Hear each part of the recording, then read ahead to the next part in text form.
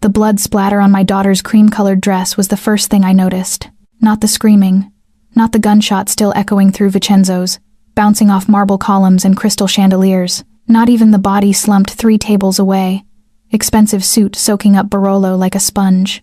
Just that crimson arc across Mira's shoulder, delicate as embroidery. "Mama?" Her voice was small.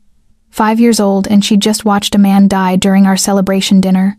I pulled her face against my chest, one hand covering her eyes, the other searching frantically for my purse, my phone, any fucking thing that would get us out of here. The restaurant had gone silent after the initial chaos, that terrible, waiting silence where everyone knows more violence is coming. Nobody moves. The voice cut through the quiet like a blade through silk. Low, controlled, absolutely certain. I looked up. He stood near the entrance, framed by the doorway like something out of a nightmare, dressed in a 3-piece suit, tall enough to block out the streetlights behind him, dark hair swept back from a face that was all sharp angles and darker intent. And his eyes, Christ. His eyes swept the room like he was taking inventory of who would live and who wouldn't. They landed on me. Everything stopped. My breath, my heartbeat. Time itself seemed to pause under that gaze. Then his focus shifted to Mira, pressed against me, trembling. Something flickered across his face. Too fast to read, too dangerous to trust. "Everyone will place their phones on their tables," he continued, moving into the restaurant with the casual confidence of someone who owned not just the room but everyone in it. Slowly. No sudden movements unless you're eager to join Castellano on the floor. 6 men materialized from various corners, his men, I realized. They'd been here all along, watching, waiting. This had been planned. My phone was already on the table. I didn't move toward it. "Good girl," someone muttered nearby. I wanted to spit at him. The man in charge, because he was clearly in charge, approached each table methodically, checking faces, looking for something, or someone. Mira whimpered against my chest. "Shh, baby," I whispered. "Keep your eyes closed. Count in your head like we practiced. Remember? 1 Mississippi, 2 Mississippi, 3 Mississippi," she breathed, so quiet I barely heard it. The man stopped at our table. I forced myself to look up, meeting those dark eyes straight on. Fear pooled cold in my stomach, but I'd learned young that predators could smell submission, and this man, whoever he was the apex of something ancient and brutal. "Names," he said simply. "Elena Winters. This is my daughter, Mira." His gaze flicked to Mira, still pressed against me, then back to my face. He studied me for a long moment. I watched his jaw tighten almost imperceptibly. "You're not from here." It wasn't a question, but I answered anyway. "We moved from Chicago 6 months ago." "Chicago." He repeated the word like he was tasting it, finding it bitter. "Long way from home. This is home now." Something almost like amusement touched his mouth. "Almost." "Is it?" Behind him, one of his men approached. "Sir, we've cleared." "I can see that, Marco." He didn't turn around, didn't take his eyes off me. "Miss Winters, I'm going to need you and your daughter to come with me." Every instinct I had screamed danger. "I don't think so." His head tilted slightly, like I'd surprised him. "That wasn't a request, and that wasn't an answer that makes me want to follow you anywhere." I kept my voice steady even as my heart hammered. "We're leaving, now." I started to stand. Mira clutched against me. His hand shot out, not touching me, but close enough that I felt the heat of it blocking my path. "The men who sent Castellano to kill me know you're here. They saw you witness his death. Do you understand what that means?" Ice flooded my veins. "I didn't see anything. You saw everything." His voice dropped lower, intimate in its menace. "And now you're a liability they'll erase. You and your daughter both. Is that what you want? To walk out that door and find out how many seconds you last? Why should I trust you over them? Because I'm the one being honest about the danger you're in." Mira shifted in my arms. I felt her small hand grip my shirt tighter. God, I'd brought her here to celebrate her first week at kindergarten. She'd been so proud of her new school, her new friends, and now, "How long?" I asked. "Excuse me? How long do we need to come with you?" He considered this. Behind him, Marco shifted impatiently, but a single look from his boss stilled him. "Until I decide you're not useful to them anymore." "That's not an answer. It's the only one I have." He lowered his hand slowly, deliberately. "My name is Dante Moretti. If you've been in this city 6 months, you've heard the name." I had. Everyone had.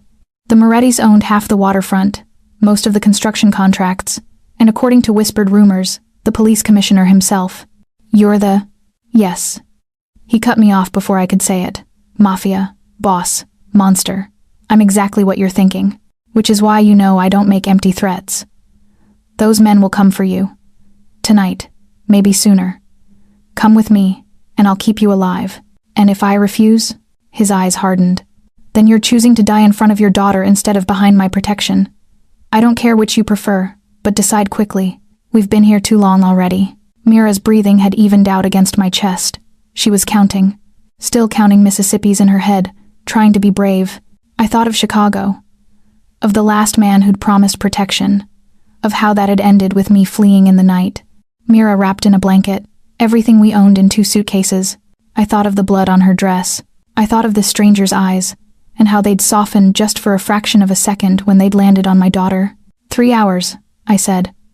I'll give you 3 hours to convince me this isn't a worse mistake. Dante Moretti's mouth curved into something that might have been a smile on a different face. On his, it looked like a promise. 3 hours, he agreed. Then we renegotiate. He stepped back, gesturing toward the exit. His men had already cleared a path, removing phones, herding the other diners toward the back. I noticed they moved with military precision. Nothing random, nothing left to chance. I stood, adjusting Mira in my arms. She'd gotten too big for me to carry comfortably, all long limbs and growing bones. But I wouldn't put her down. Not here, not with that body still cooling on the floor. As we passed Castellano, I couldn't help but look. He was younger than I'd expected, maybe 30. Wedding ring catching the light. Don't, Dante said quietly beside me. Don't humanize them. It doesn't help. Did he have children? Yes. No hesitation. No remorse. 3. They'll be provided for. I stopped walking, looked at him directly. By you? By the organization. We take care of our own, even in death. But you killed him. He knew the cost of betrayal when he made his choice. Dante's expression remained neutral, but something flickered in those dark eyes. This world has rules, Miss Winters. Break them, and the consequences are absolute. That's how we survive. Sounds like a nightmare. It is. He held the door open for me.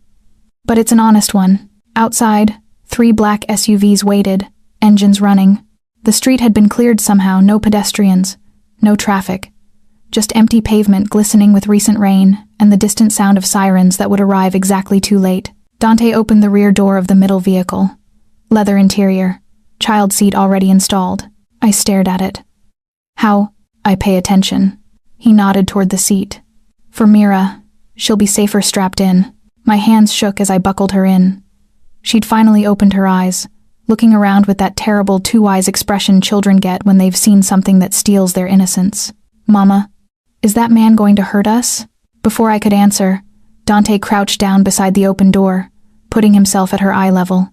His voice, when he spoke, transformed into something gentle, careful. No, Piccola, I'm going to keep you safe. That's a promise. Mira studied him with her serious brown eyes. Then, inexplicably, impossibly, she smiled. Okay, Papa. The world stopped. Everyone in earshot, Dante's men, me, even the drivers went absolutely silent. Dante's expression cracked. Just for a heartbeat. Just long enough for me to see something raw and wounded flash across his face before the mask slammed back into place. I'm not, he started, but Mira had already closed her eyes, exhausted, trusting, calling a mafia boss the one word that could destroy us both. The safe house was a brownstone in the old district, tucked between a closed bookstore and what looked like an abandoned law office. Nondescript, forgettable, exactly the kind of place someone would use to hide bodies or witnesses. I couldn't tell which category we fell into. Dante had been silent the entire drive, staring out the window like he could burn holes through the glass with pure concentration. Every time I glanced at him, I caught his reflection watching me back. Not threatening. Not exactly. More like he was working through some complicated equation, and I was the variable that didn't fit. Mira had fallen asleep against my shoulder, dead weight, in that boneless way children have. The blood on her dress had dried to rust brown. I'd need to soak it. Throw it away. Burn it. God, what had I done? We're here, Marco announced from the driver's seat. The building had 6 steps leading to a red door with an iron grate. Dante exited first, scanned the street with the casual paranoia of someone who expected assassination at any moment, then nodded for me to follow. Inside smelled like lemon polish and something else. Gunpowder, maybe, or just my imagination overlaying every sensory detail with violence. Upstairs, Dante said, his voice low enough not to wake Mira. Second floor. The room on the left has a bed suitable for her. I climbed the narrow stairs, hyper-aware of him behind me, close enough that I felt his presence like heat against my spine. The floorboards didn't creak under his weight. He moved like a ghost. The room was small but clean.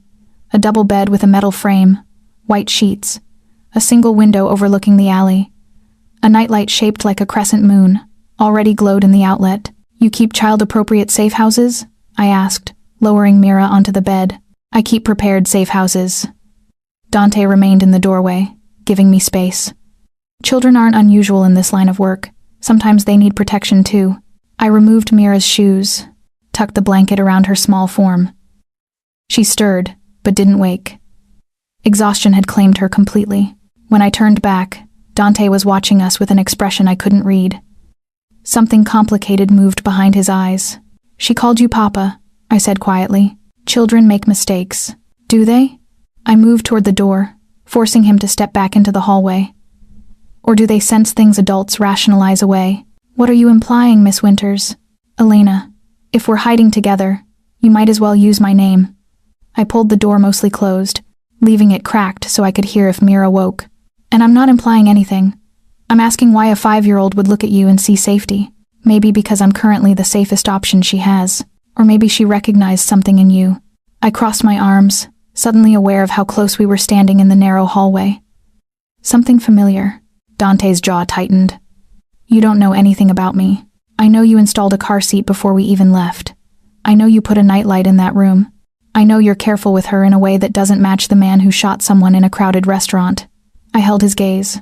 "So either you're playing some long game I don't understand, or there's more to you than the monster reputation suggests. Don't confuse calculation for compassion." "I'm not confused. I'm curious." Something dangerous flashed in his eyes. He stepped closer, not threatening, but intentional. "Testing boundaries. Curiosity in this world gets people killed, Elena." My name in his mouth sounded like a warning and a promise tangled together. "Everything gets people killed in your world, apparently." I didn't back away. Wouldn't give him the satisfaction. "I just watched that firsthand. And yet you got in the car, because you were right. About the danger, about having no other options." I paused. "For now." "For now," he echoed. The corner of his mouth twitched. 3 hours. You said I had 3 hours. I checked my watch. 1 hour and 47 minutes remaining. Then let's not waste them. He turned and headed down the hallway toward what looked like a living area. "You'll want to hear exactly what you're caught up in, and why your daughter's mistake might have just complicated both our lives considerably." The living room continued the sparse aesthetic leather couch, coffee table, walls bare, except for a single painting of the harbor at dawn, windows covered with heavy curtains, everything positioned so the doorways remained visible from any seat. Dante poured 2 glasses of something amber from a crystal decanter, offered me one. "I don't drink with strangers who threaten me." "I haven't threatened you. I've stated facts." He took a sip from one glass, then pointedly set the other on the table between us. "But if you're worried about poison, I can assure you it would be much messier than this." I picked up the glass. Whiskey, smooth and expensive. It burned going down. "Castellano worked for the Vitali family," Dante began, settling into the armchair across from me. "They've been trying to expand into my territory for 6 months. Tonight was their 3rd attempt on my life." "3rd? I'm harder to kill than they anticipated." He said it without arrogance. "Just fact. You were in the wrong place at the wrong time. Story of my life." Two process. His eyes sharpened with interest. "Is it?" I shouldn't have said that. Shouldn't have opened that door. "Why does the Vitali family want you dead?" "Because I'm in their way. Because this city isn't big enough for both our operations. Because Marco Vitali's youngest son gambled away $3 million at one of my casinos, and Marco blames me for not protecting him from his own stupidity." Dante swirled his whiskey, watching the liquid catch the light. "Take your pick. You're very matter-of-fact about people trying to murder you. It happens more than you'd think. That's not comforting. It wasn't meant to be." He leaned forward, elbows on his knees. Here's what you need to understand. The Vitales know you saw Castellano die. They know you're a potential witness if any law enforcement gets ambitious enough to actually investigate. Which means they need you silent. But you said you killed him. Why would I? Because you can place me at the scene. Because you can testify I gave the order. His voice remained level. In their minds, you're leverage or liability. Either way, you don't survive long without protection. The whiskey turned sour in my stomach. And your protection comes with what price? Smart question. Dante set his glass down. For now? Nothing. You stay here, you keep your daughter safe, and you don't cause problems. In return, I keep the Vitales from putting bullets in both of you. For now. You keep saying that, because situations change. Today you're a witness. Tomorrow you might be useful in other ways. He held my gaze. Or you might become a problem I need to solve permanently. You'd kill a woman and her child? I'd kill anyone who endangers my family or my operations. No hesitation, no apology. But I don't make a habit of harming civilians unless they force my hand. And children. His expression shifted, something raw flickering through. Children are off limits. Always. Why? Because some lines, once crossed, you can't come back from. He stood abruptly, moving to the window, pulling the curtain aside just enough to check the street. And I've crossed enough already. The vulnerability in that statement shocked me. This man, this dangerous, controlled man who'd orchestrated a murder in public, carried guilt. Real, tangible guilt. How old? I asked softly. He didn't turn around. What? Your child. The one you lost. How old? The silence stretched so long I thought he wouldn't answer. Then, 7. She would have been 7. Would have been. Past tense. Final. I'm sorry, I said, and meant it. Don't be. It was my fault. He dropped the curtain, turned back to me. His face had reset into that neutral mask, but I'd seen behind it now. Couldn't unsee it. I brought that world into her life and it killed her. That's the truth of what I am, Elena. Everything I touch turns to ash eventually. Then why help us? Because Mira's smile reminded me of her. Because when your daughter called me Papa, something in my chest cracked open that I've kept locked for 3 years. He moved closer, and I saw the rawness in his eyes now, undisguised. And because, maybe, just maybe, I can keep one child safe, even if I failed my own. The confession hung between us like broken glass. Dante. Your 3 hours are up, he said abruptly, the professional mask slamming back into place. Decision time. Stay under my protection, and accept everything that comes with it, or leave now, and take your chances with the Vitales. I thought of Mira asleep upstairs. Thought of the blood on her dress. Thought of this broken, dangerous man who kept nightlights in safe houses and child seats in getaway cars. We'll stay, I said. But I want to renegotiate terms. His eyebrow rose. You're not in a position to negotiate, aren't I? I stood, meeting him eye to eye. You just admitted I'm leveraging your guilt. That gives me more power than you want to acknowledge. For the first time since I'd met him, Dante Moretti smiled. Really smiled. You're either very brave or very stupid, Elena Winters. I'm a single mother who moved to a new city, with nothing but hope and desperation. I held his gaze. I'm both. I woke to the sound of voices downstairs. The bedroom was dark except for the moon-shaped nightlight, casting everything in soft blue shadows. Mira slept beside me, curled into a ball, one small hand gripping my shirt like an anchor. I'd changed her into one of the clean pajamas someone had left folded on the dresser, another thoughtful detail that didn't match the violence I'd witnessed. The voices rose slightly. Not arguing, discussing. I caught fragments. Can't stay here indefinitely. Vitales have people everywhere. The child complicates. I carefully extracted myself from Mira's grip and moved to the door. The hallway was empty, but light spilled up from the living room. I crept to the stairs, staying in the shadows. Dante sat at the dining table, shirt sleeves rolled to his elbows, tie discarded, papers spread before him. Marco stood nearby, arms crossed, looking concerned. You're getting attached, Marco said quietly. That's dangerous. I'm being practical. She's a witness. She's a woman with a child who called you Papa. Don't bullshit me, Dante. I've known you 20 years. Marco leaned against the wall. You haven't let anyone this close since. Don't. Dante's voice went cold. Don't say her name. Why? Because pretending Sophia never existed makes it hurt less? Marco shook his head. You can't save this little girl. You can't undo what happened. I'm not trying to undo anything. I'm trying to keep them alive. By doing what? Making them part of this life? You know where that leads. Dante stood abruptly, chair scraping against hardwood. What would you have me do? Throw them to the Vitalis? Let Mira. He stopped himself, jaw tight. They're under my protection now. That's final. For how long? A week? A month? Forever? Marco's voice softened. Dante, you can't keep every wounded bird that flies into your orbit. Eventually, you have to let them go, or admit what this really is. And what is it, Marco? Enlighten me. Penance. Marco pushed off the wall. You're trying to absolve yourself through them, but it doesn't work that way. No amount of protecting this woman and her daughter will bring Sophia back. The silence that followed felt like violence. Then Dante spoke, so quiet I almost missed it. I know. Believe me. I fucking know. He picked up one of the papers, stared at it without seeing, but maybe I can stop it from happening again. Maybe that's enough. It's never enough. Not for men like us. I must have made some sound of breath.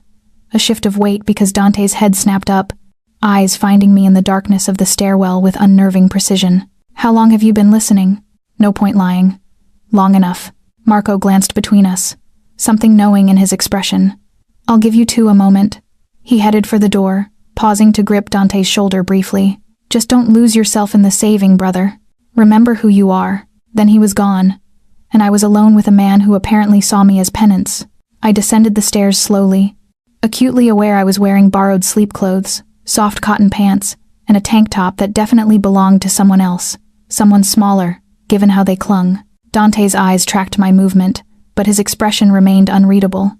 Sophia, I said softly. That was her name? You shouldn't eavesdrop.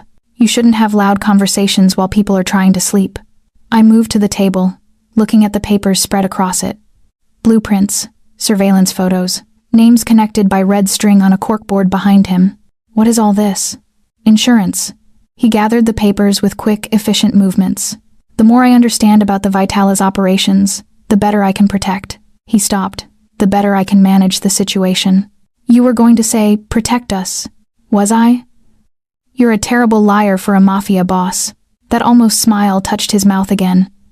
Most people lie to me, not the other way around. I'm out of practice. I pulled out a chair, sat across from where he'd been working. The table felt like neutral territory, Switzerland in furniture form.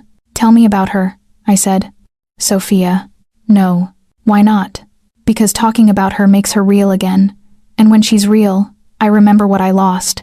And when I remember what I lost, he braced his hands on the table, head dropping between his shoulders. I can't afford to be that broken right now. Not with the Vitalis circling. Everyone's broken, Dante. The only question is whether you hide it or weaponize it. His head lifted, eyes meeting mine. And what do you weaponize, Elena? The question landed like a punch.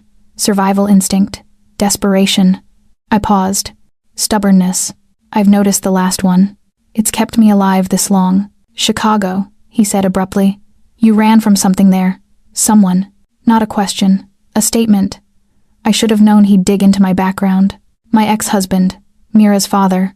I kept my voice even. He had problems with control, and anger, and boundaries. Did he hurt her?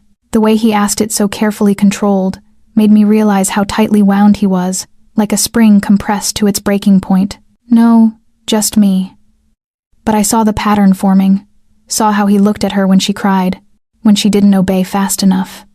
I wrapped my arms around myself.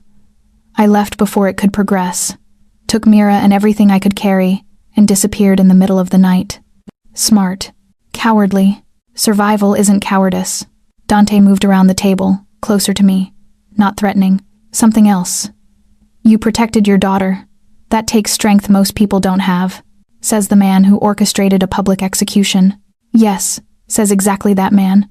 He crouched beside my chair, putting himself at eye level like he'd done with Mira. I know what I am, Elena. I don't pretend to be good. But I understand the difference between necessary violence and cruelty. Your ex was cruel. I'm simply efficient. That's a hell of a distinction. It's the only one that matters in this world. We were close enough now that I could see the exhaustion in his face, the fine lines around his eyes, a small scar cutting through his left eyebrow. He smelled like expensive cologne, and something underneath leather Maybe. Smoke. How did she die? I asked quietly. Sophia. His jaw tightened. Car bomb. Meant for me. She was in the wrong vehicle at the wrong time because I was running late for her dance recital, and she borrowed my car. His voice went flat, mechanical. They found pieces of her ballet shoes in the debris, pink satin. She'd been so excited to show me her routine. Oh God, Dante, don't. He stood abruptly, putting distance between us. Don't comfort me. Don't make this into something it's not.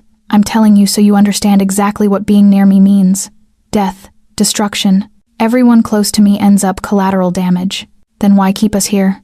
Because you're already collateral. The Vitales made sure of that when Castellano died in front of you. He ran a hand through his hair, disrupting its careful styling. At least here, I control the variables. Out there, you're just waiting to die. That's not living. That's existing in a prettier cage. It's surviving. Sometimes that's all we get. I stood, moving toward him slowly. He tracked my approach like a wild animal, deciding whether to bolt or bite. My daughter called you Papa, I said softly. Not Daddy, not Mr. Papa. Do you know why that word? Children. Mira's father spoke Spanish. Papa was the first word she learned for father. She's never called anyone else that, not even him. Toward the end, I stopped a foot away from Dante. So I'm asking you, why did she choose that word for you? His throat worked. I don't know. Yes, you do. Some part of you knows. Elena, my name came out rough. This can't whatever you think is happening here. I don't think anything. I'm observing facts. I held his gaze. Fact. You've created a safe space for a child you just met. Fact. You've shown more care for our well-being in 12 hours than anyone has in years. Fact. When Mira called you Papa, something in you recognized it, wanted it. Wanting something doesn't make it possible. No, but it makes it worth fighting for. The air between us felt charged. Dangerous. Like standing too close to a power line during a storm. Dante reached out slowly, giving me time to pull away. His fingers brushed my cheek, tucking a strand of hair behind my ear. The touch was gentle. Reverent. If I let myself want this, he said quietly, I'll destroy it. That's who I am. That's what I do. Or maybe, I whispered, you'll finally save something worth saving. His hand stilled against my face. For a heartbeat, I thought he might kiss me. Might close that final distance, and let whatever this was between us ignite. Instead, he stepped back. Get some sleep, Elena. Tomorrow we start planning your new life. What does that mean? It means the Vitales won't stop looking. Which means you can't be Elena Winters anymore. You need a new identity. New story. His expression hardened back into professional distance. Knew everything. And Mira? She'll be protected. Always. He moved toward the stairs leading to what I assumed was his own room. Paused on the bottom step. But Elena, don't mistake protection for salvation. I'm not that kind of man. What kind are you? He looked back, eyes dark and fathomless. The kind who fails everyone eventually. Remember that. Then he was gone, leaving me alone with the corkboard full of surveillance, and the ghost of his touch still warm against my skin. Morning came with the smell of coffee and something burning. I found Dante in the kitchen, staring at a smoking skillet like it had personally offended him. He wore different clothes, dark jeans, black Henley, and looked distinctly less threatening while wielding a spatula in defeat. I can cook, I offered. He glanced up, something almost sheepish crossing his face. I can kill a man 17 different ways, but apparently eggs are beyond me. A marketable skill set. I moved past him, assessing the damage. How do you normally eat? My housekeeper prepares meals. Or restaurants. He abandoned the spatula. Self-sufficiency was never the priority. Step aside. I'll make breakfast. He did, watching as I salvaged what I could and started fresh. The kitchen was small but well-equipped. Expensive appliances, copper pots hanging from a rack, knives that looked both professional and dangerous. Where's Mira? He asked. Still sleeping. She was exhausted. I cracked eggs into a bowl. She'll probably be up soon, though. She's an early riser normally. I'll need to arrange schooling. Can't have her falling behind. I paused mid-whisk. You're thinking long-term. I'm thinking practically.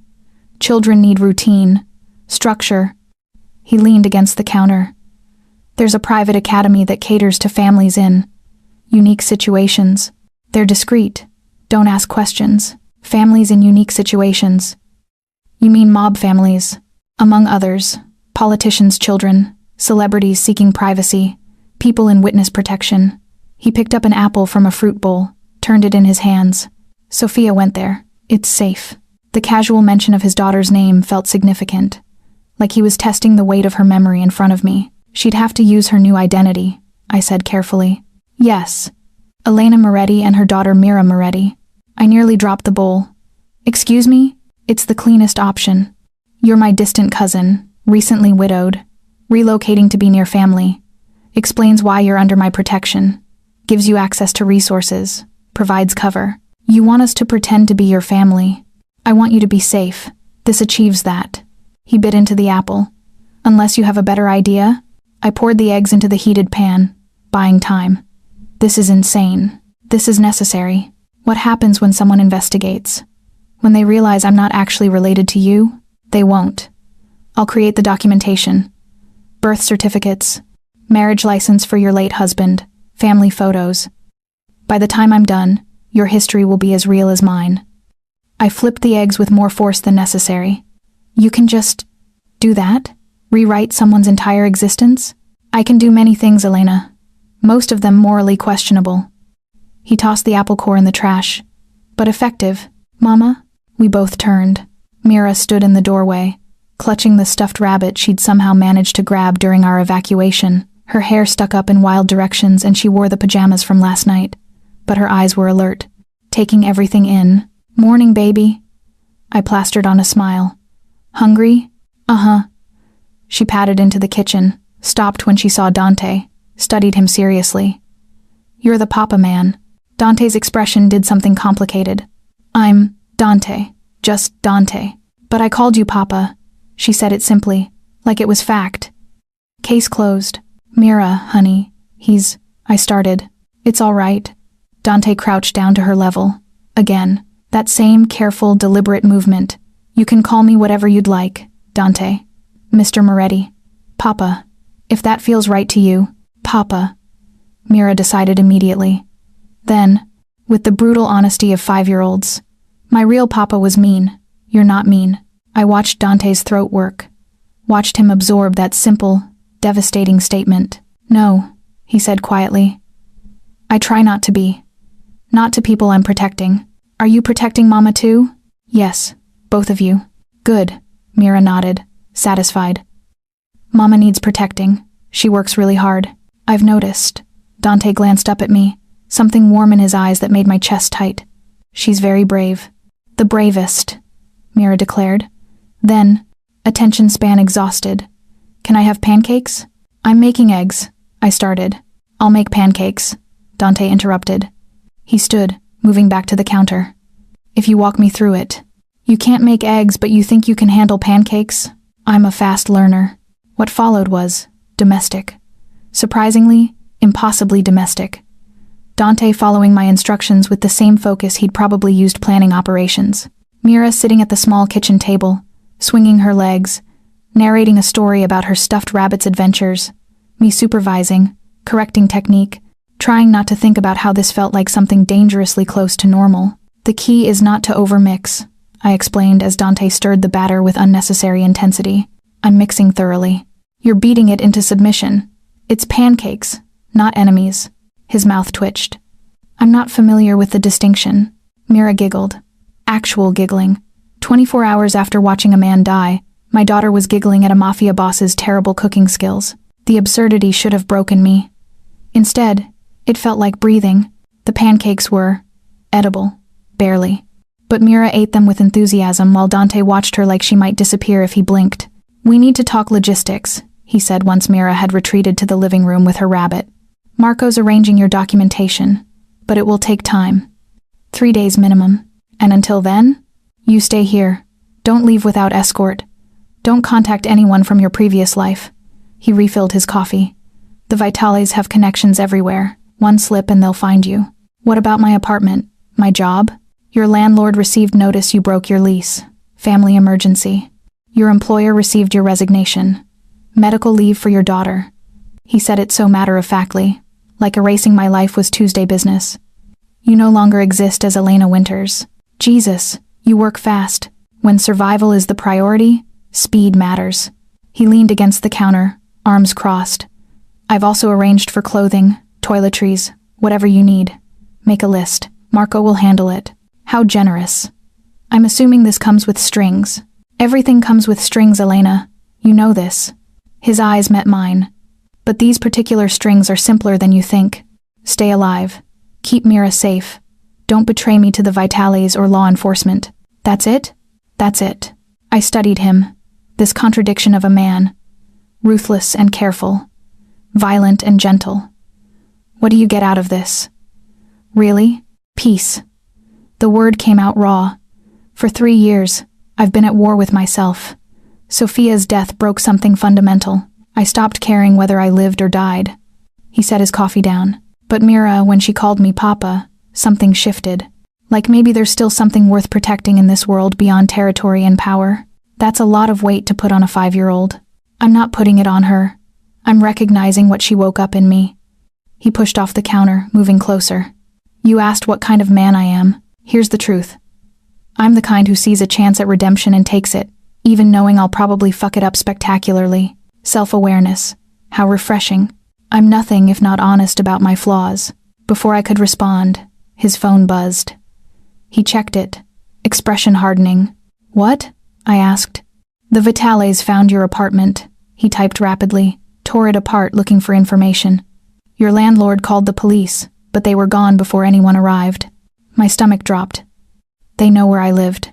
Where you used to live. You're Elena Moretti now, remember?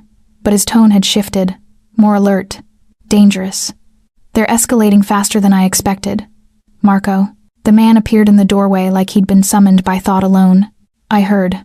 I'm moving up the identity documentation. Marco glanced at me. You'll need to memorize a complete background. Family history, education, employment. Everything. How much time do I have? 48 hours. He looked at Dante. And we need to move her. This location is compromised. Compromised how? My voice rose despite my efforts to stay calm. One of the Vitales street soldiers was spotted 2 blocks away. Marco's expression was grim. Could be coincidence. Could be reconnaissance. We don't take chances. Dante was already moving, that casual control snapping into something military precise. Pack whatever you brought. We leave in 20 minutes. What about Mira?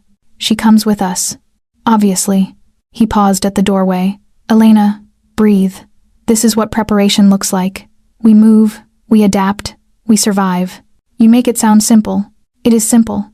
It's just not easy. He disappeared into the other room.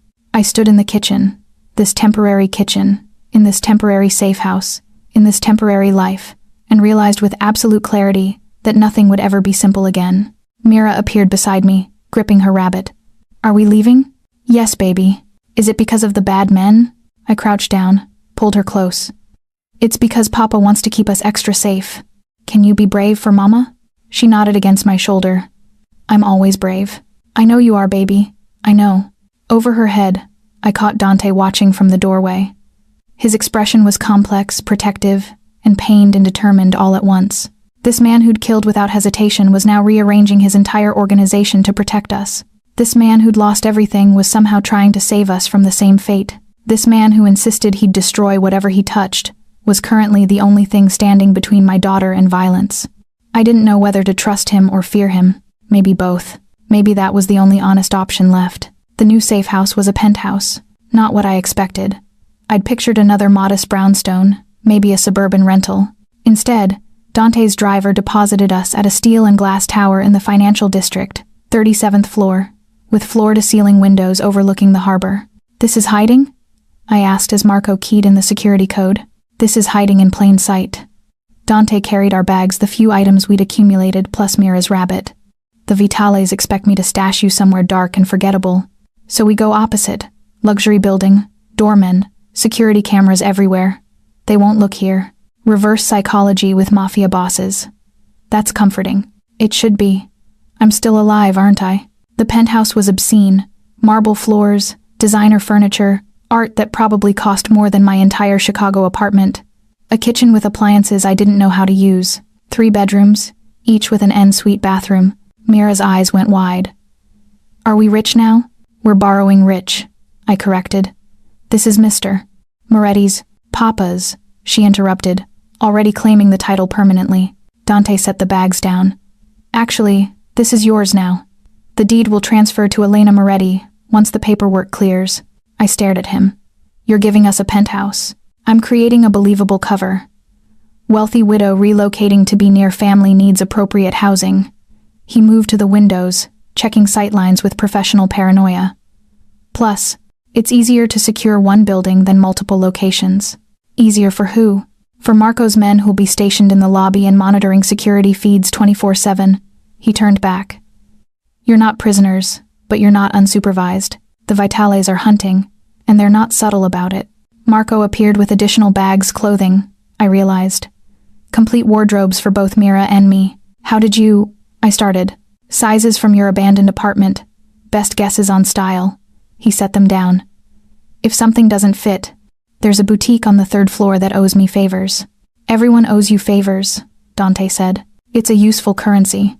They moved through the space with easy familiarity, checking doors, testing windows, discussing security protocols in low voices. I watched this choreography of paranoia and realized how completely my life had shifted. 3 days ago, my biggest concern was Mira's adjustment to kindergarten. Now I was living in a penthouse under a false name, while 2 Mafia enforcers discussed kill zones. Mama, there's a bathtub with jets, Mira called from one of the bathrooms. Don't turn them on yet, I called back. Dante's mouth quirked. Let her enjoy it. The building has excellent plumbing. She'll flood the place. Then we'll deal with it. He moved closer, voice dropping. Elena, I need you to understand something. The next 48 hours are critical. You'll be memorizing your new life, learning the background, becoming Elena Moretti in every way that matters. It's going to be intense. I can handle intense. Can you? His eyes searched mine. Because there's a difference between survival mode and actually inhabiting a new identity. You'll need to forget Elena Winters ever existed. Can you do that? I thought of Chicago, of my ex-husband's fists, of the midnight escape with Mira wrapped in blankets, of 6 months building something fragile and hopeful in this city. I've been trying to forget her anyway, I admitted. This just makes it official.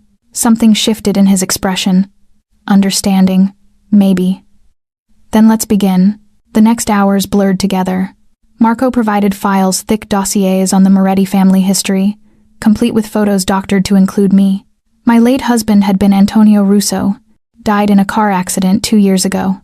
I'd been living in Philadelphia with Mira, working as a freelance graphic designer, finally deciding to reconnect with my cousin Dante. Graphic designer? I asked. You mentioned an art degree in college. It tracks. Dante pointed to another document. Antonio was a financial consultant. Clean background. No mob connections. His death was genuinely accidental. I appropriated the identity from someone the Vitales would never think to investigate. You appropriated Jesus. You just steal dead people's lives? When necessary. No apology. His family was estranged. No one will come looking. That's morbid. That's thorough. We worked through dinner takeout that Marco arranged, eaten over spreadsheets and fabricated history. Mira entertained herself in the living room, building elaborate stories with her stuffed rabbit, while Dante's world consumed her mother. Your education, Marco prompted. Where did you and Dante's mothers meet? I glanced at the file. College, NYU. They were roommates, sophomore year. And your maiden name? DeLuca, Elena Marie DeLuca. I traced the fake birth certificate, born in Albany, moved to the city for school. Met Antonio at a mutual friend's wedding. Good. What was Antonio's favorite drink? Bourbon, Maker's Mark specifically. Allergies? Shellfish. And he had a scar on his left shoulder from a skiing accident. They drilled me for hours, details piling on details until Elena Winters felt like a ghost, and Elena Moretti started to solidify. It was disorienting, exhausting. By the time Mira finally fell asleep in one of the massive bedrooms, I felt like I'd lived an entire lifetime that never happened. Dante found me on the balcony near midnight. I'd snuck outside despite Marco's protests about sightlines, needing air, needing space from the suffocating fiction we'd constructed. You'll freeze out here, he said, offering a blanket. I took it, wrapped it around my shoulders. The city spread below us, lights twinkling like a scattered constellation. Do you ever get tired of it? The view? The lying, The constant vigilance, the violence waiting around every corner. I glanced at him. Or is this just normal for you now? It's been normal for so long I don't remember anything else. He joined me at the railing, careful to maintain distance. But tired? Yes. Every fucking day. Then why continue? Because stopping means dying. In this life, you're either predator or prey. There's no retirement plan. He stared out at the harbor. Though sometimes I imagine it, walking away, becoming someone ordinary. What would ordinary Dante do? Teach, maybe. History or literature. Something quiet, peaceful. His laugh was bitter, ridiculous, right? The man who's killed dozens imagining himself grading papers. Not ridiculous, human. I'm not sure I qualify as human anymore. I turned to face him fully. You made pancakes this morning. Terrible pancakes, but the effort counts. You installed a nightlight for a child you barely know.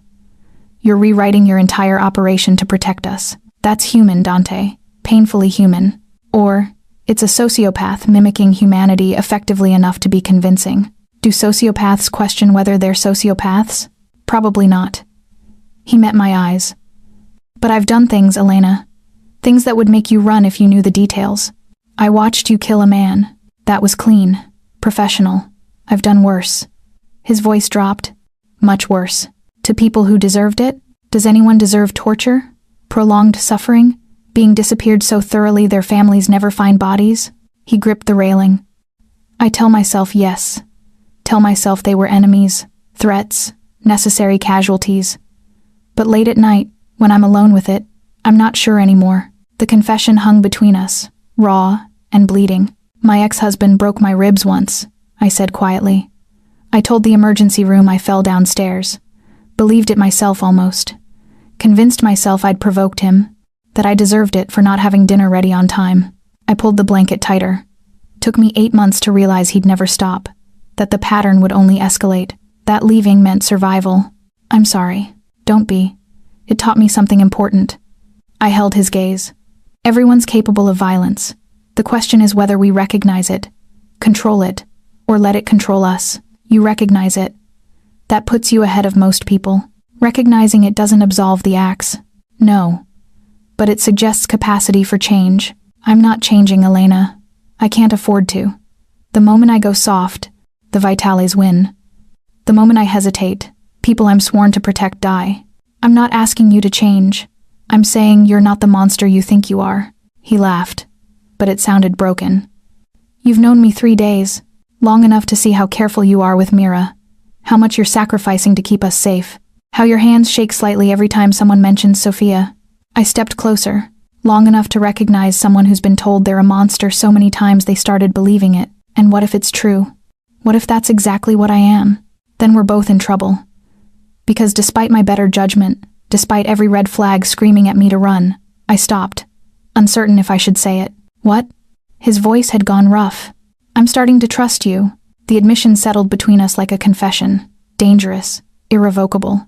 Dante reached out slowly, his hand cupping my face with devastating gentleness. Don't trust me, Elena. I'll disappoint you. I disappoint everyone eventually. Maybe I'm willing to risk it. You shouldn't be.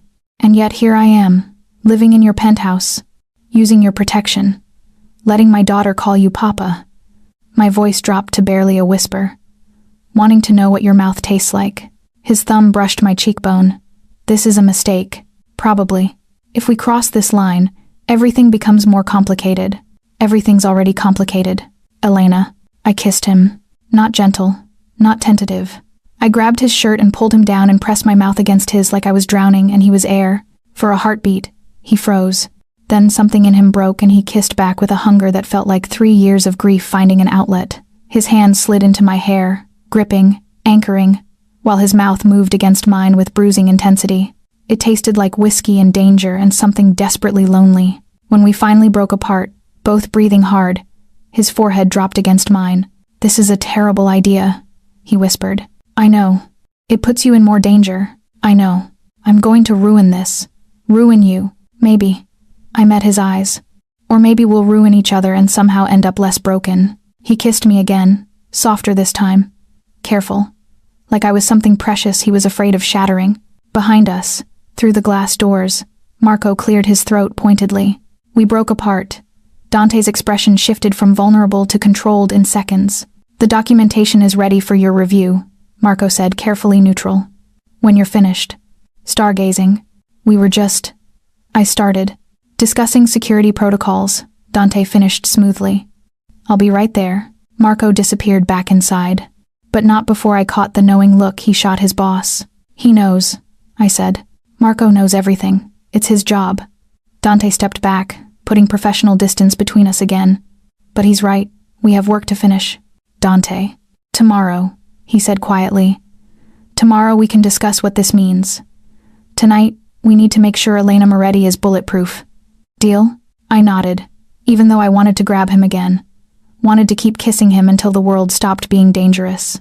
Instead, I followed him inside, where our fake history waited to be memorized, and our real future remained terrifyingly uncertain.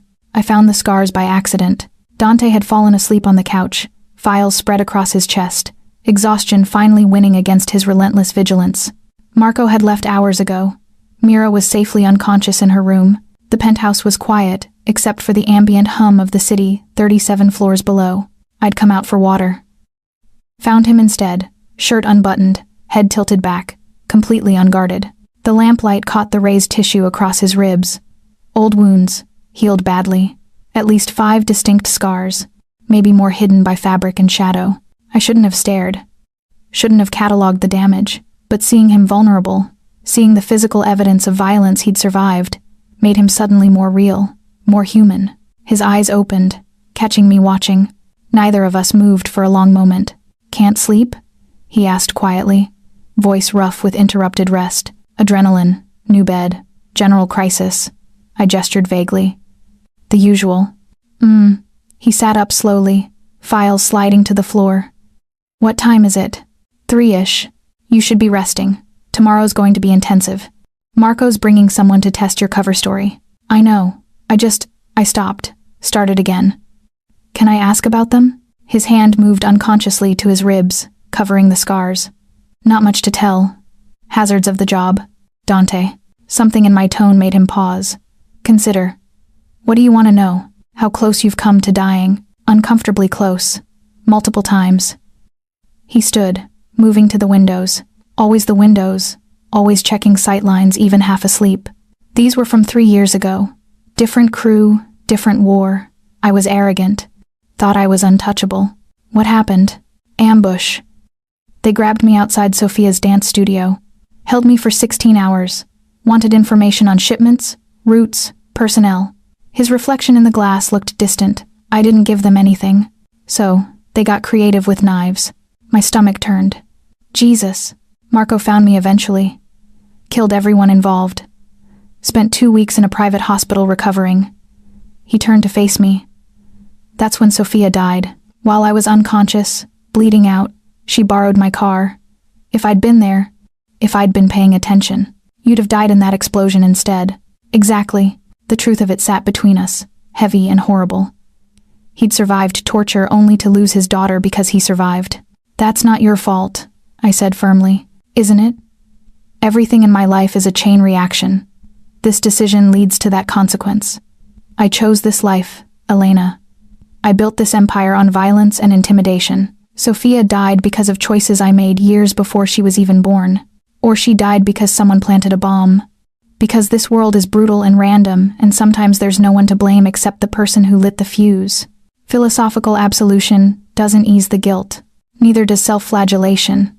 But here you are." I moved closer to him. "You think punishing yourself honors her memory?" "I think making sure it doesn't happen again honors her memory." His eyes met mine. "Which is why this," he gestured between us, "is dangerous. Because caring about you, about Mira, means creating new vulnerabilities, new targets. We're already targets. Not like this, not personal." His voice went rough. "If the Vitalis discover you mean something to me beyond strategy, they'll use it. They'll hurt you to hurt me. And I can't." He stopped, jaw tight. "I can't survive that again." "So what? You stay alone forever? Never let anyone close because they might become leverage?" "Yes, that's exactly what I do." "Sounds like dying slowly." "It's surviving. That's all that matters." I closed the remaining distance between us, close enough to feel his heat, see the exhaustion in his face. What if surviving isn't enough anymore? What if you want to actually live? I don't get that option. Everyone gets that option. You're just too scared to take it. His hand shot out, gripping my arm not painfully, but firmly. I'm not scared. I'm realistic. I'm accepting the limits of this life. Bullshit. You're terrified. I held his gaze. That kiss on the balcony terrified you. Mira calling you Papa terrifies you. The possibility that you might want this, want us, absolutely fucking terrifies you. Of course it does, because wanting things gets people killed. His control cracked. Do you understand that? Every time I've allowed myself to love something, it's been ripped away. My parents, assassinated when I was 15. Sophia, blown to pieces. Anyone who gets close to me ends up collateral damage. So yes, Elena, I'm terrified. I'm terrified that letting you in means signing your death warrant. The confession tore out of him raw and bleeding. I cupped his face with both hands, forcing him to look at me. Then maybe stop deciding our fates for us. Maybe let me choose whether the risk is worth it. You don't know what you're choosing. I'm choosing you. Scars and guilt and danger and all. My thumb brushed his cheekbone.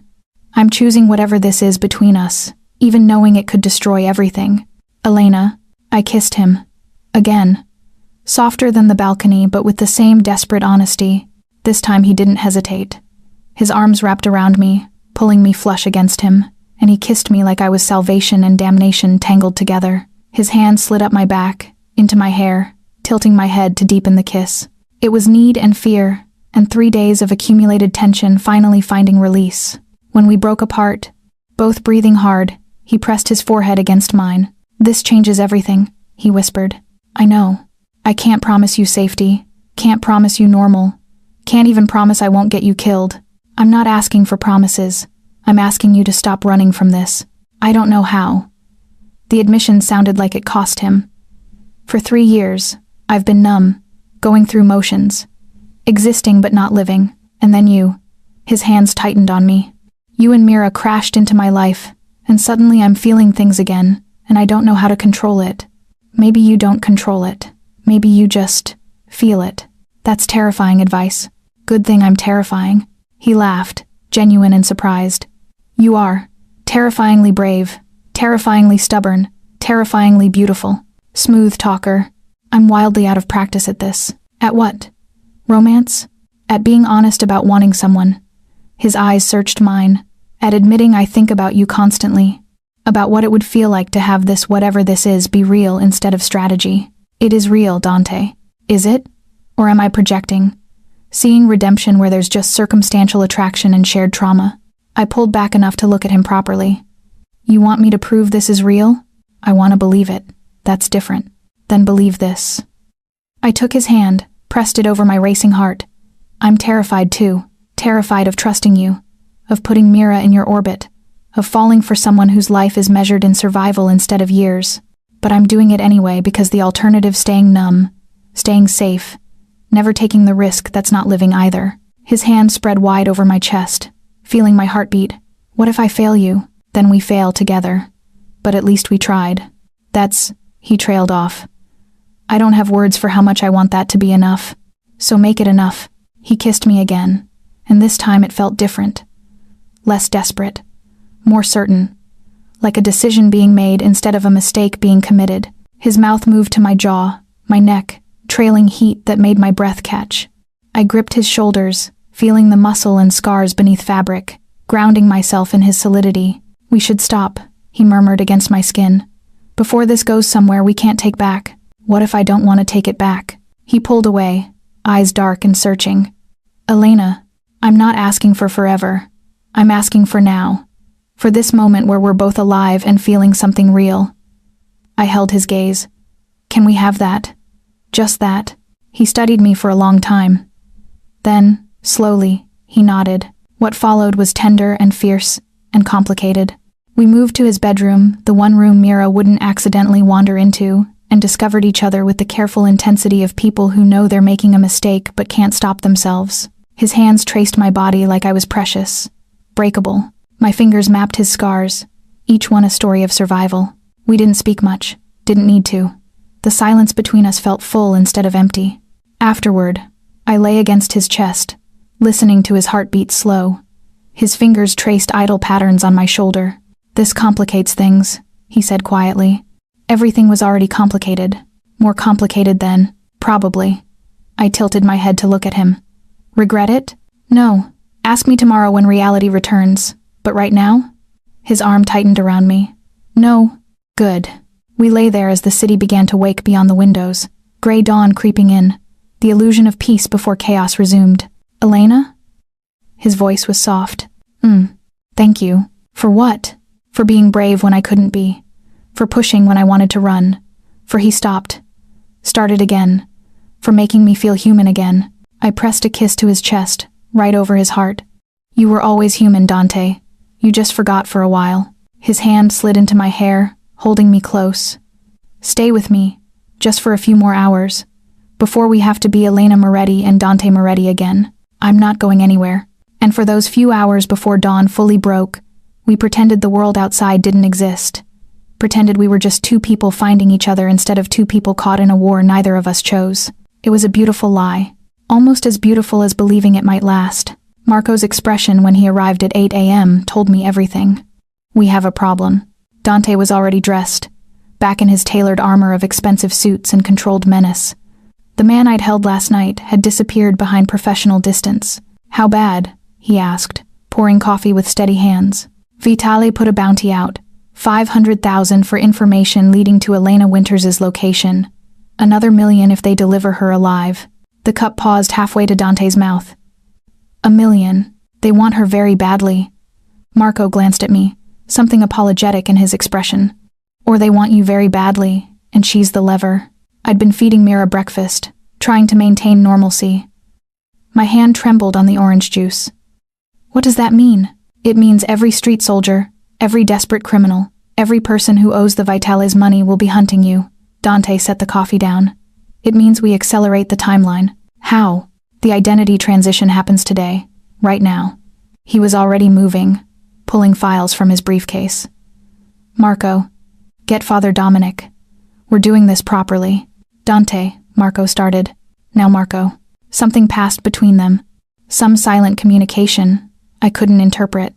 Then Marco nodded and left. "Doing what properly?" I asked. Dante turned to me, expression unreadable. "The cover story is you're my widowed cousin, but there's a stronger protection I can offer. One that would make you completely untouchable." "I don't understand." "Marriage." The word dropped like a bomb. "If you're my wife, not my cousin, the Vitales can't touch you without declaring open war on my family. It's an old rule. Attacking a made man's wife means blood feud. They're arrogant, but not stupid enough to risk that." I stared at him. "You want to marry me. I want to protect you. Marriage achieves that." That's insane. We barely know each other." "We know enough." His voice remained level. "You've slept in my arms. I know the scar on your left shoulder from where your ex shoved you into a doorframe. You know I have nightmares about burning cars. We know each other better than most people who marry for love." "Dante, it's strategy, Elena. Pure strategy." But something flickered in his eyes. "Unless it's not. Unless last night meant last night was complicated." "Exactly. Which is why this is the logical solution."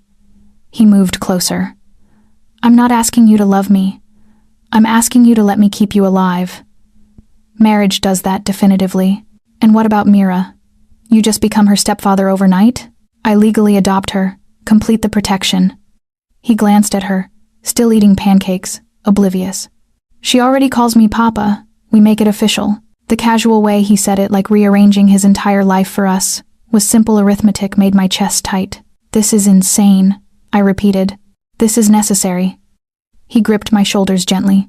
"Elena, I need you to trust me. The bounty changes everything. We don't have time for slow integration. We need you absolutely protected, immediately. Protected or claimed." His jaw tightened. Don't what?" "Ask if this is about keeping me safe or keeping me—" I pulled away from his grip. "Because last night felt personal, Dante. This morning feels transactional. It's both. You want honesty? Fine. Yes, I want to protect you. Yes, the marriage is strategic, but also yes, I want you in a way that terrifies me, because wanting things has only ever destroyed me. His control fractured slightly. So excuse me if I'm hiding behind strategy, instead of admitting that the thought of the Vitalas putting their hands on you makes me want to burn their entire family to ash. The confession hung between us, raw and jagged. Before I could respond, the door opened. Marco returned with an elderly man in priest's robes. Father Dominic, Dante greeted. Thank you for coming on short notice. Dante. The priest's eyes were kind but knowing. Marco explained the situation. This is the woman, Elena, and her daughter, Mira. Dante's hand found the small of my back, possessive. We need the ceremony performed immediately. I see.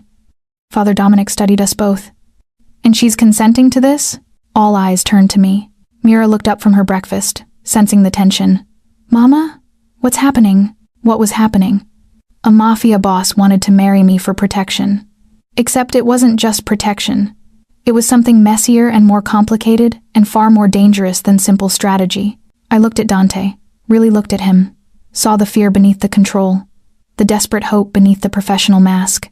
This man who'd killed without hesitation was silently begging me to say yes. Mama? Mira's voice was smaller now. I crouched beside her. Baby, remember how we talked about Papa keeping us safe? Well, to keep us extra safe, he and Mama need to get married, like a family. Would that be okay with you? Her eyes went wide. Really? Papa would be my real Papa? If you want him to be. She looked at Dante with that too serious expression. Do you want to be my real Papa? Dante crouched down beside us. More than anything, Piccola, if you'll have me. Mira launched herself at him, small arms wrapping around his neck. Yes, yes, yes, yes. Over her head, Dante's eyes met mine. Vulnerable, desperate, absolutely terrified. I stood slowly. Father Dominic, we'll need to do this quickly. Before I change my mind. Elena, Dante started. Don't make it more complicated with explanations. I held his gaze. You want to protect us? Fine, we'll do this. But you and I gestured between us. We're going to have a very long conversation about what this means beyond strategy.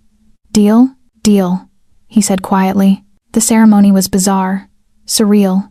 Father Dominic produced rings from somewhere, simple gold bands that fit perfectly, which meant Dante had planned this before even proposing. Marco and one of his men served as witnesses. Mira held her stuffed rabbit and watched with solemn excitement. The words washed over me in a haze. Traditional vows, love and honor, till death do us part. When Father Dominic said, "You may kiss the bride," Dante hesitated. Then he cupped my face with both hands and kissed me soft and careful and absolutely nothing like the desperate kisses we'd shared the night before. This was a promise, a vow that transcended the words we'd just spoken. When we broke apart, he whispered, "I'll keep you safe, whatever it takes." "I know," I whispered back. Mira clapped. Marco looked vaguely concerned. Father Dominic blessed us with a knowing expression that suggested he'd married plenty of couples under similarly questionable circumstances. And just like that, I was Elena Moretti, officially, legally, irrevocably. The rest of the day passed in administrative blur. Documents signed, bank accounts transferred, my new identity solidifying with each piece of paper. Dante worked with quiet efficiency, transforming me from witness to wife to untouchable. By evening, I was exhausted. Mira had fallen asleep early, overwhelmed by excitement and change. I found Dante on the balcony again, our apparent default location for heavy conversations. "Congratulations," I said dryly. "You're a husband and father. How does it feel?" "Terrifying. Necessary. Right." He looked at me. "In that order. Romantic. I'm not good at romance, Elena. I'm good at survival." "I've noticed." I leaned against the railing. "So what now? We just play house? Pretend this is real until the threat passes?" "The threat won't pass. The Vitales won't stop until I'm dead, or they are." His voice hardened. "Which means this is permanent. The marriage, the identity, everything. You understand that?" "I'm starting to. And you're angry." "I'm processing." I met his eyes. "You gave me about 5 minutes to decide whether to permanently tie myself to you. That's not exactly informed consent. You could have said no." "Could I? With $1 million bounty and your priest already in the living room?" I shook my head. "You manipulated the situation, Dante. Efficiently, but still. Yes, I did. No apology. Because the alternative was you dying. I'll manipulate, lie, and coerced to prevent that. I'm not sorry. God, you're infuriating. I'm honest. That's different. I wanted to argue. Wanted to be angrier. But he was right, he'd been brutally honest about his methods, if not his feelings. Last night, I said quietly. Was that manipulation too? His expression cracked. No. Last night was the first honest thing I've done in 3 years. And now? Now you're my wife. Which means... He stopped. Restarted. Which means I have to be more careful. More controlled. Because the Vitales will look for weaknesses, and if they discover you mean something beyond strategy, we're back to this. You protecting me by pushing me away. I'm protecting you by being smart about how close I let myself get. Too late. I moved closer to him. You've already let me in, Dante. The marriage just made it official. Elena, do you want this? Actually want this? Or am I just convenient penance? The question stopped him cold. I want... His voice rough. I want so many things I can't have. I want Sophia back. I want to undo every violent choice I've made. I want to be someone worthy of the way Mira looks at me. I want... He stopped, jaw tight. What? What do you want? You. God help me. I want you in ways that have nothing to do with strategy, and everything to do with how you make me feel almost human again. The admission tore out of him, but wanting you means endangering you. So I don't know how to want you safely. Maybe you can't. Maybe that's the point. Before he could respond, Marco burst through the balcony door. We've got incoming. 3 cars just entered the parking garage. Vitale soldiers. Dante's entire demeanor shifted. How did they find us? Don't know, but they're armed and coming up. Elena, get Mira, now. Dante was already moving, pulling a gun from somewhere. Marco, secure the elevator. I want. Glass exploded inward. Someone had shot through the window.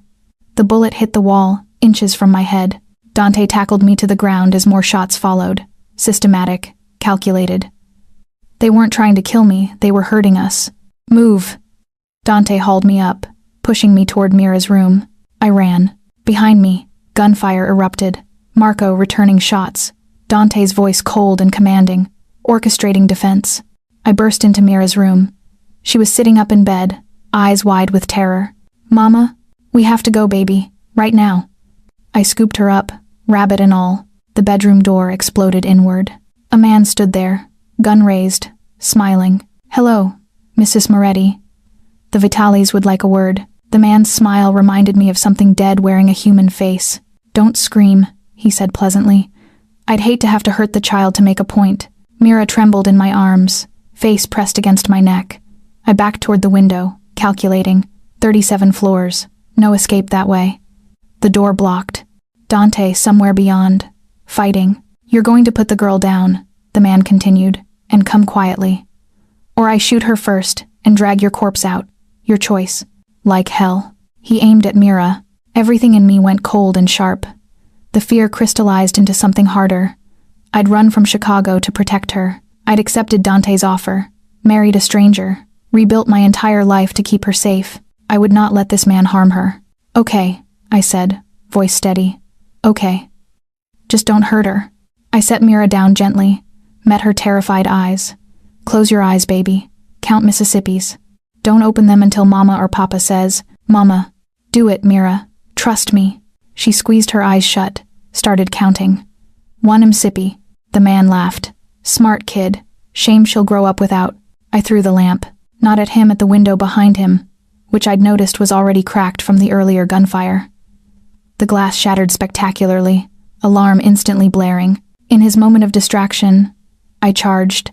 I wasn't strong, wasn't trained, but I was desperate and fighting for my daughter. I slammed into him with everything I had, clawing at his gun hand, biting, scratching, anything to create an opening. The gun went off, deafening in the enclosed space. I felt the heat of the bullet pass my ear, too close. Then Dante was there, moving like violence incarnate. He grabbed the man, wrenched him away from me, and did something quick and brutal with his hands. The man's neck snapped with a sound like breaking kindling. Dante let the body drop, immediately turning to me. Are you hit? No, Mira. I've got her. He scooped up my daughter, who'd kept her eyes closed the entire time, still counting. Marco. Clear. West wing secure. Marco's voice came through an earpiece. 2 more in the elevator shaft. Handle it. We're evacuating. Dante grabbed my hand, pulled me toward the door. Stay close. Don't look at anything. Just follow. The living room was a war zone. 3 bodies, bullet holes in walls, blood on the marble floors. Marco and 2 other men moved with military precision, weapons raised, clearing corners. Service elevator, Dante commanded. Now. We ran through the penthouse, this beautiful space that was supposed to be safe, toward the service access I hadn't known existed. Dante moved with Mira clutched against his chest, his other hand gripping mine, pulling me along. The service elevator was steel and utilitarian. We crammed inside Dante, me, Mira, Marco, and 1 guard whose name I never learned. How did they find us? I asked as the elevator descended. Someone talked. Dante's voice was ice. Someone in my organization sold your location. Who? I'll find out. And when I do? His jaw tightened. They'll wish the Vitales had killed them first. The elevator opened to an underground parking structure. A black SUV waited, engine running. We climbed in. The driver, someone I didn't recognize, pulled out immediately, tires squealing against concrete. Where are we going? I asked. Somewhere the Vitales can't follow. Dante finally loosened his grip on Mira slightly. Piccola, you can open your eyes now. We're safe. Mira blinked, looking around. Did the bad man go away? Yes, he's gone. I promise. She studied his face seriously. Did you do violence? The question, so innocent, so devastating, made Dante flinch. Yes, he admitted. I did violence to keep you and your mama safe. I'm sorry you had to be near it. It's okay, Papa. Mama says sometimes people have to fight to protect their families. She snuggled against his chest. You were protecting us. That's different. I watched Dante's expression crack. This man who'd just killed 3 people was being absolved by a 5-year-old who understood more than she should have to. Your mama is very wise, he said quietly. We drove for 2 hours. North, into rural areas I didn't recognize. The city fell away, replaced by woods and narrow roads, and finally a long driveway leading to an isolated estate. My family's original compound, Dante explained as we pulled up to a massive stone structure. Built by my grandfather. Fortress architecture. The Vitales know about it, but attacking here means open war. They're not ready for that. Yet, the house was beautiful in a brutal way. All stone and iron, built to withstand siege. Guards patrolled the perimeter. Security cameras covered every angle. Inside was warmer than expected. Wood paneling, leather furniture, a massive fireplace. Someone's home, preserved and protected. Guest rooms are upstairs, Marco said. I'll have food brought up. I'll show them. Dante still hadn't put Mira down. She'd fallen asleep against him during the drive, exhausted by terror and adrenaline. I followed him up a wide staircase to the 2nd floor. He pushed open a door to a bedroom suite, large bed, adjoining bathroom, windows overlooking the forest. Is this your room? I asked. Was, growing up. He laid Mira gently on the bed, tucking blankets around her small form. Seemed appropriate. I moved to the window, staring out at the darkening woods. My hands were shaking, delayed shock catching up. Elena, Dante's voice, soft behind me. I'm fine. You're not. The words caught. I'm alive. Mira's alive. That's what matters. His hand settled on my shoulders, gentle. You attacked an armed man to protect her. Of course I did. She's my daughter. You could have died. So could she. I made the choice I could live with. I turned to face him. Unlike you, who seems determined to die protecting everyone around you. That's different. How? How is it different, Dante? You talk about keeping us safe, but you're the one who throws himself into violence without hesitation. What happens when you don't come back? When your luck runs out? Then Marco takes over your protection. It's already arranged. I don't want Marco. I stopped, realized what I was about to say. What? His eyes searched mine. What do you want, Elena? You. Alive. Not martyring yourself because you think that's what protecting us means. I gripped his shirt. You can't save us if you're dead. I can ensure you're provided for. I don't need provisions. I need you. The admission hung between us, more honest than I'd intended. Dante's hands came up to cup my face. Elena, I know this is complicated. I know we're married for strategy and protection, and 1,000 reasons that aren't love. But I held his gaze. I don't want to be your widow, Dante. I don't want Mira to lose another father. I don't want to wake up one day and find out you sacrificed yourself because you thought that was the noble thing. I'm not noble. I'm pragmatic. You're a self-destructive martyr hiding behind pragmatism. I pulled him closer. And I need you to stop. For us, for yourself, for whatever this could become if you'd just let it. You're asking me to be selfish. I'm asking you to want to live. Not just survive, actually live. My voice dropped. With us, as a real family, not just a strategic arrangement. He kissed me then, hard and desperate and terrified, like he was drowning and I was air and he couldn't quite believe I was real. When we broke apart, his forehead pressed against mine. I don't know how to want that without destroying it. Then we'll figure it out together. But you have to try, Dante. You have to actually try. I'm trying. Every moment I'm with you, I'm trying. His hands tightened on my face. But the Vitalis won't stop. My enemies won't disappear. This life I've built, it doesn't allow for peaceful endings. Then we'll take violent beginnings and make something better from them. He laughed, but it sounded broken. You're impossibly optimistic. I'm impossibly desperate. There's a difference. Elena, a knock interrupted. Marco's voice through the door. Dante. We found the leak. Dante's entire demeanor shifted. Who? You'll want to see this yourself. He pulled away from me, expression hardening into something cold and lethal. Stay here with Mira. Don't leave this room. Dante. Please. I need to know you're safe while I handle this.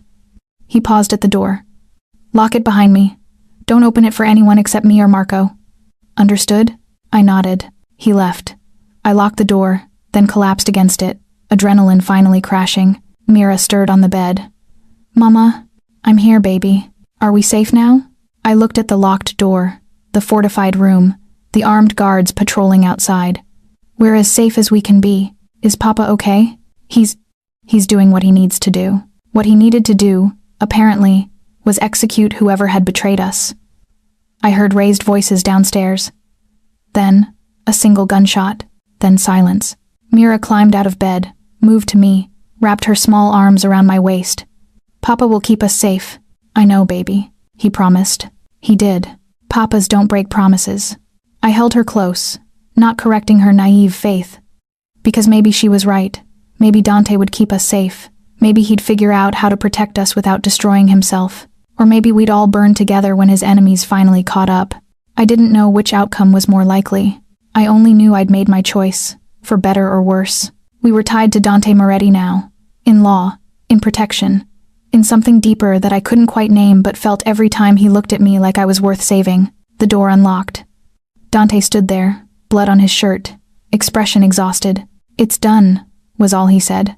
I pulled him inside, locked the door again, and held him while he tried to remember how to be human instead of monster. Chapter 9. Surrender or Separation. 3 days at the compound and I understood why Dante had avoided returning. The house remembered. Every corner held ghosts. Photos of his parents, faded marks on door frames tracking his childhood height. Sophia's drawings still pinned to the refrigerator in the kitchen. No one had disturbed them.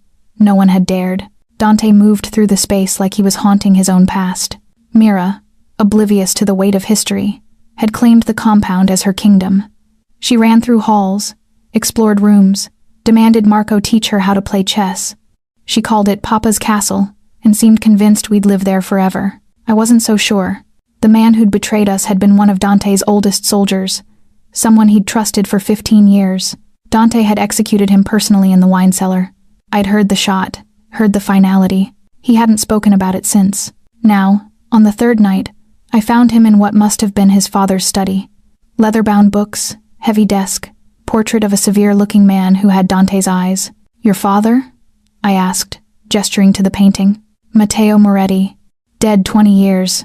Dante didn't look up from the papers he was reviewing. Assassinated at a sit-down with the Carbone family.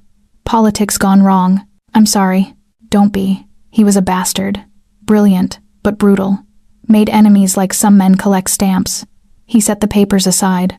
I inherited his empire and his enemies. Lucky me. I moved into the room, closing the door behind me.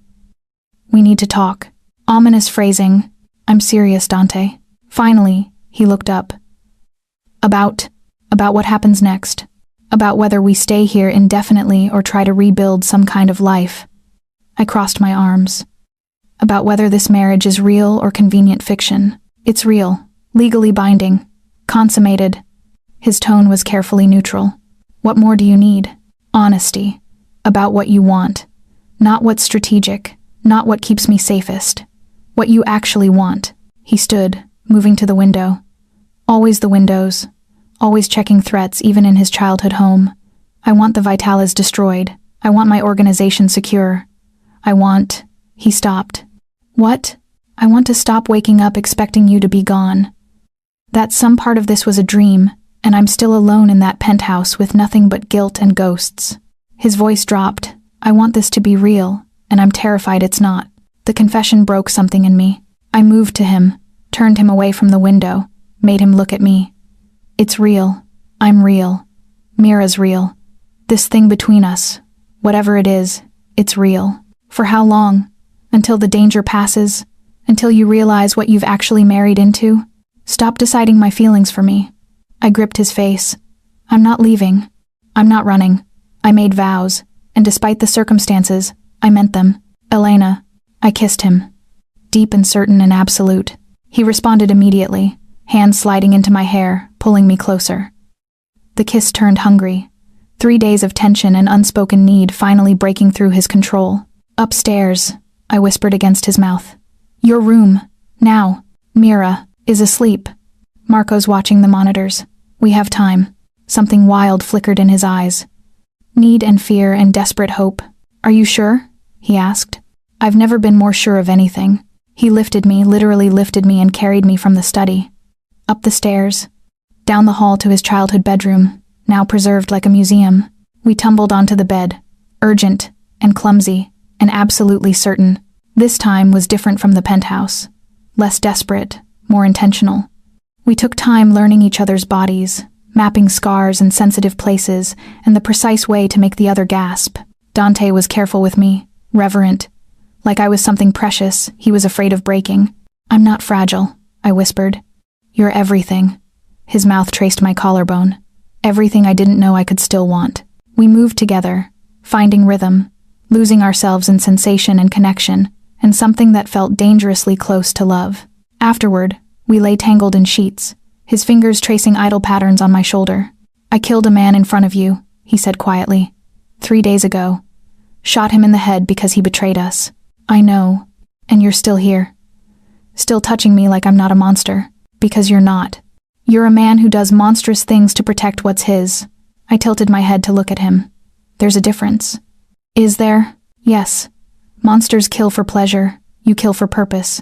It doesn't make it right, but it makes it different. He was quiet for a long moment. My father used to say the same thing. That violence with purpose was holy. Violence without purpose was sin.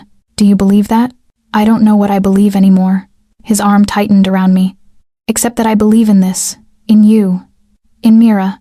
In the possibility that maybe I can keep something good alive for once. You can. You will. Such certainty. Someone has to have it. I pressed a kiss to his chest. Because you're too busy catastrophizing. Catastrophizing is how I've survived this long. And now you need to learn how to do more than survive. He rolled, pinning me gently beneath him. His eyes were dark and intense and full of something raw. Teach me. What? Teach me how to live instead of just existing. Because I don't remember, Elena. I don't remember what it feels like to want tomorrow, instead of just enduring it. I cupped his face, this dangerous, broken man who'd become my husband. It starts like this. With being present. With feeling instead of numbing. With choosing to stay even when running seems safer. I'm terrified of failing you. Then fail. We'll figure out together what comes after. He kissed me again, soft and searching, and we made love a second time, slower, deeper, full of unspoken promises neither of us were brave enough to voice aloud. Later, near dawn, I woke to find him watching me. Can't sleep. Didn't want to miss this, he admitted. Miss what? You here, real. His fingers brushed my cheek. I keep thinking I'll wake up and this will have been elaborate delusion. It's real, Dante. Even the part where you love me? The question so vulnerable, so terrified, made my breath catch. Did I love him? This man who'd killed in front of me, who'd forced me into marriage for protection, who moved through the world like violence was his native language. I thought about the way he'd installed a nightlight for Mira, the way he'd carried her from danger without hesitation, the way he looked at me like I was salvation and damnation tangled together. "Yes," I whispered. "Even that part." His eyes closed briefly. "Say it again." "I love you. God help me, I love you." "God won't help. He gave up on me years ago." Dante's voice was rough. "But if you mean it, if this is real, it's real. I promise." He pulled me against him, holding me so tightly I could barely breathe. "I love you too. I think I have since Mira called me Papa, and you didn't correct her. Since you challenged me instead of cowering. Since you—" He stopped. "I don't know when. I just know I do." We stayed like that as the sun rose. Two broken people who'd found each other in the worst possible circumstances, deciding to believe in impossible things. A knock on the door interrupted. "Dante," Marco's voice, urgent. "We have a situation." Dante was up instantly, pulling on clothes with practiced efficiency. "What kind?" "Vitale wants to negotiate." He sent a message. "Wants to meet. Neutral ground." I sat up, wrapping the sheet around me. "That's a trap." "Obviously." Dante buckled his belt. "But it's also an opportunity. If he's willing to negotiate, maybe we can end this without more bloodshed. Or he kills you and takes us anyway. Which is why I go prepared." He pulled a gun from the nightstand I hadn't known contained weapons. "Marco, call everyone. Full security detail. If this is an ambush, I want overwhelming force ready." "Already done." Marco glanced at me. "Mrs. Moretti, you and Mira should stay in the secure room, just in case. Like hell. If Dante's walking into danger, You're staying here where you're safe." Dante's voice went hard, commanding. "This is not negotiable, Elena. You and Mira stay secured until I return." "Dante." He crossed to me, gripped my face. "I will come back. I promise. But I need to know you're safe while I do this. Please." The please destroyed my argument. "Fine, but if you die, I'm going to be extremely angry with you." "Noted." He kissed me once, hard and fast. "I love you. Remember that. I love you too. Don't make me regret it." He left with Marco, and I was alone in his childhood bedroom, wrapped in sheets that smelled like him, trying not to think about how many ways this could go catastrophically wrong. Chapter 10, Climax and Aftermath. The secure room was a bunker beneath the main house, steel reinforced. Provisions for 2 weeks, communication equipment monitoring every entrance. Marco had explained the security features with clinical precision before sealing us inside. Mira thought it was an adventure. Like a secret hideout, I thought it was a coffin.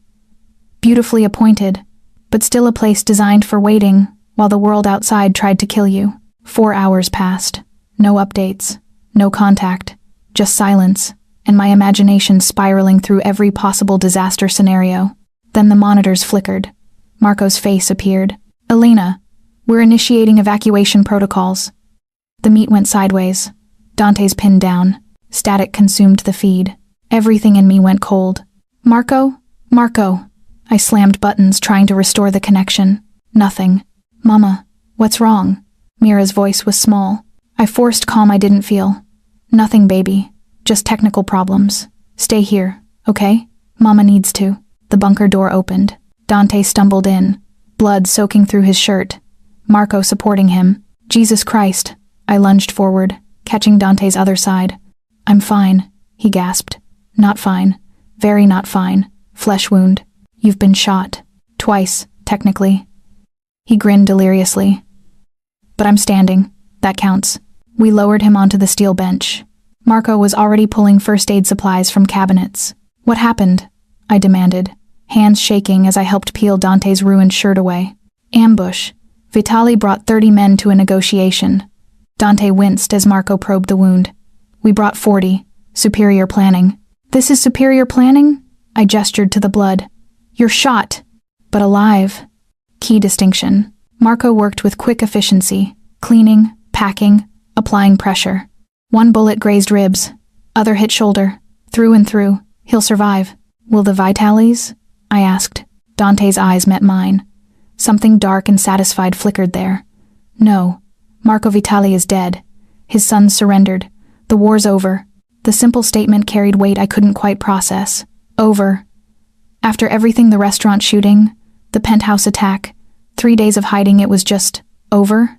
"You killed him," I said quietly. I did. Put 3 rounds in his chest after he tried to execute me. No remorse. No regret. His family bent the knee. Agreed to terms. My territory stays mine. They retreat to their original borders. No more expansion attempts. No more bounties. No more hunting you. The relief nearly buckled my knees. We're safe? You're safe.